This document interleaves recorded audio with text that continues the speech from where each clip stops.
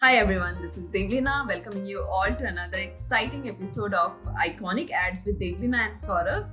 And I have my expert co-host with me, Saurabh Bajaj. Hi Saurabh. Hi guys. Great to be here, Devleena. Yeah, I'm so excited about this conversation once again, Saurabh. Saurabh, what we are going to talk today? So, Devleena, we have talked about so many campaigns now, which are all national in nature. But sometimes the passion or the true marketing in a campaign comes when the creative team feels really challenged and where the client, no matter who it is got a tough brief.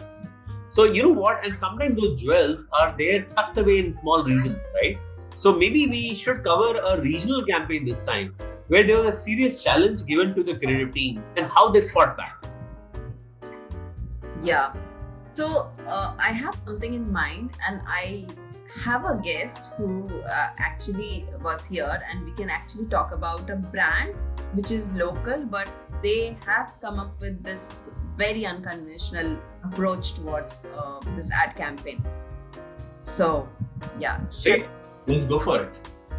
I'm happy to announce our guest for today, Ms Suman Varma. Hi, Suman. Hi, Suman. Good to have you here. Why don't you tell us a little bit, of the pre-setup, like, what was your role? So, in JWT, this happened in JWT Calcutta. Now, in JWT Calcutta, I don't think that when we were growing up in JWT Calcutta, there was ever a planner, right? And so, as account management, it is expected that if you're facing the client, then you have to be going fully prepared to be able to know what you're going to be talking about. And I'm talking of those days, and I think, creative was not a department, it was the culture of an organization. So everybody had to wear a creative hat, and so we would do that. So what account management was responsible for account planning and to be able to do the insight mining for the creative team. By which time I had done so much of talks in different college campuses and had met so many girls. I knew the girl that I had in mind, and the girl that you see, the model in that campaign, is somebody who would just come to meet me in my office.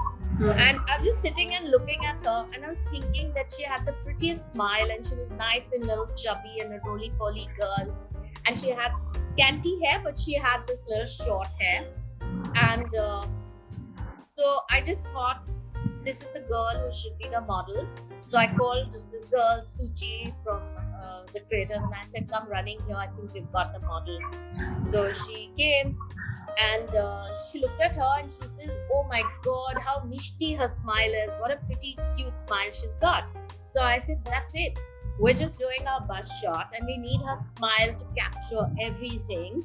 And she had the liquid brown eyes. So we said, we're there. We don't need to spend money also, because we didn't need much, because if you notice, her clothes were very simple and stuff like that.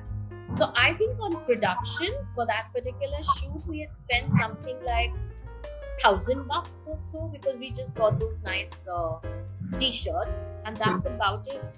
We told her, you come in your jeans and we'll give you the t-shirts that you want. They're all going to be white, and this is how it will be. So very honestly, I think in my early days in JWT Calcutta, the creative servicing and the planning were all rolled into one. So we do it because I anyway had a bit of my art background, so they would even trust me to come up with a lot, and I'd tell them, shut up, I dress better than you do, so I'll take that call. When you're working on such lean budgets, so you have to be very clear on what each of us would do. So it was amazing, I think, Yeah, so we explored the part of, what was your role, how did you come across the campaign? But tell us a little bit more, like, you mentioned in passing that it was a very small client with just a 1 lakh retainer. But, what was really the key challenge that he was facing, and what was the big problem that you had to solve for? If you want to just stick on the problem and the client. So the problem for a client like that was that, right? He needed to have an imagery, which he didn't have.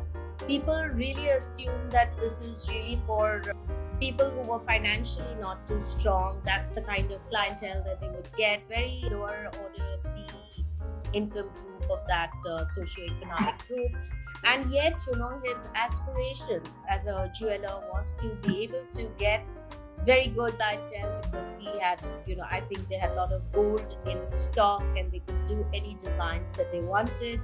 They were while we were doing the repositioning exercise, they were also working on the design end to reposition themselves, come up with, design sets rather than anything else. Because in Bengal, if you know, the gold jewelry is mostly handcrafted, right? And handcrafted gold jewelry has a very big market, not just in Bengal, but even outside. But he had this whole challenge of, how do I change the perception of the people? Because people saw them as very middle of the road kind of brand. And second thing, like I said, they were only very well known in the astral gem segment. Now, having said that, and these were his challenges. Let me just tease out the first part of that conversation, right? So, I think from the point of view of segmentation, it's quite interesting because, you have your existing base of consumers, which are probably not the most money, yeah? And hence pivoting to youth is a great idea because youth will have a similar put-down price, right? Yes. But then the drivers will be very different, right? Sure. So you have usefulness as a driver, and that also helps you then pivot into a different set of deals. Sure. So I would say that from a segmentation standpoint, the changing of target group is of course very interesting.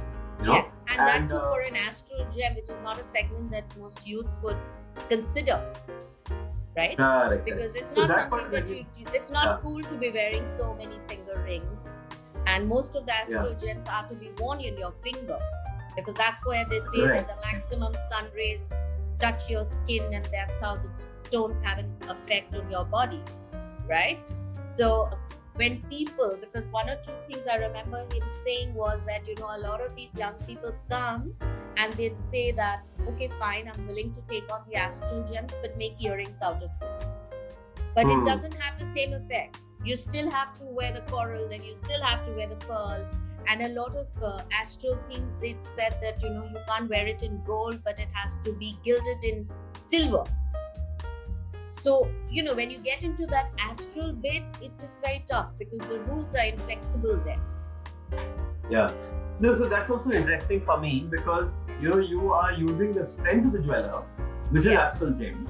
And you are able to, and you're able to use positioning to turn it on its head.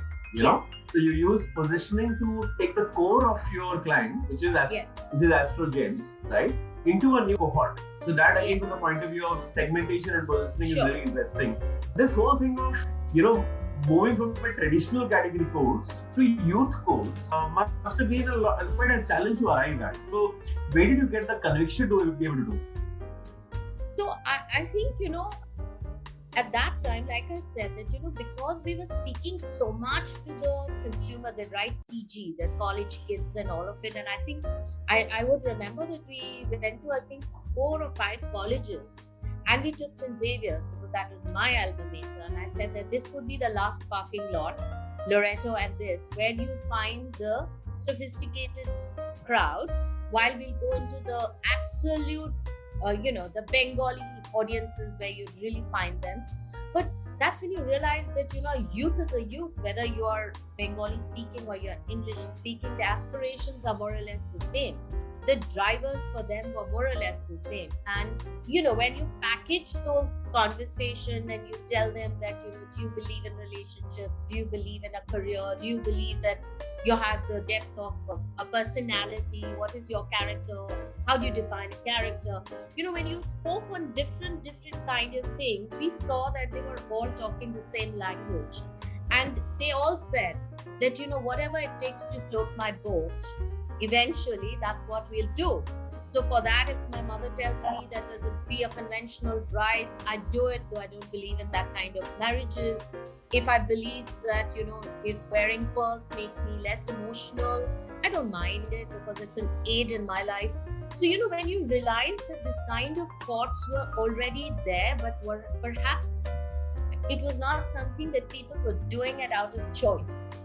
it's like something was being shoved down your throat and you had to wear it. You're not getting married, and therefore your some stars are not favoring you. Wear this ring. That's where resistance was coming. So it was not a choice. So if you notice in our campaigns, we never spoke about any of those things. We said that we looked at the depth of your personality, your different kind of personality types we took, and which was all about those were the days where your archetypes were really emerging, right? And we said, what if somebody is a magician and somebody is this, but you take that one element out of it and you bung it into that copy and you allow that person to identify. So it was just that, it was no rocket science. Very honestly, it was, I think, they gave us the ideas. We sort of put it together and we said, oh my God, Linda Goodman is better than, having any marketing guru sitting right there, because it's all there. What I found also fascinating is typically jewelry might show young people, but they talk to the parents. Because you see that the money is with the parents, right? Yes. So you show young people, but you show young people dressed heavily in jewelry, which a young person will not relate to. Yes, right? absolutely. So you're showing somebody young, they will be actually talking to the parents saying that, this is what your daughter could look like.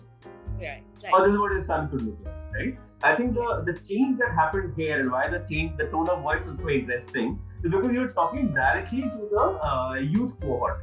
Saying that instead of your parents trying to convince you and you trying to overcome the resistance, if I talk to you, I will create a easier bond. And what I liked about this, especially this segment that drives into the fear of emotion, right? But here it's not at all focusing on the fear. It is focusing on the free will, on your youthfulness, on your own personality. So it's so much about your own thing, and that is what I think a youth relates to. Did that impacted the consumer mind also in the same way, like how we are feeling, and the mind shift also? Oh yeah, it did.